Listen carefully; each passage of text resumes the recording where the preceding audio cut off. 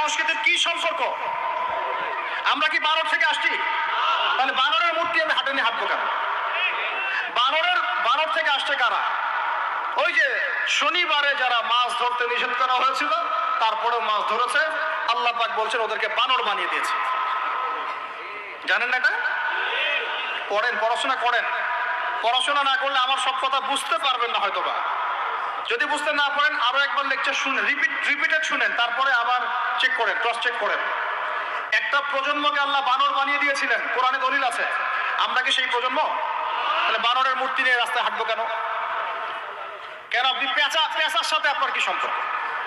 পেঁচা কি আমার ভাগ্যের প্রতীক? হাত থেকে যদি কিছু পড়ে যায়, আমাদের অনেকে বলে যে একটু বসে যান, অমঙ্গল হতে পারে।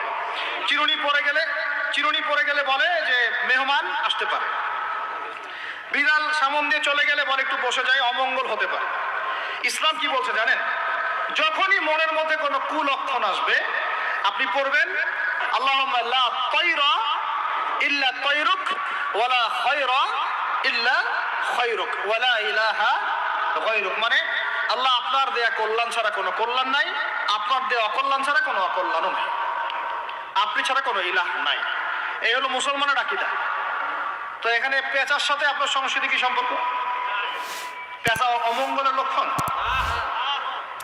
তো এগুলো কি শুরু করেছি আমরা?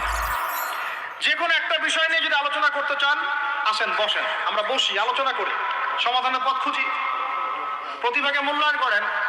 ইউসুফ আলাইহিস সালাম বলেছিলেন যে আমি বিশ্বস্ত আস্থাভাজন, আমাকে এই খাজানার দায়িত্ব দেন। কে বলেছিল?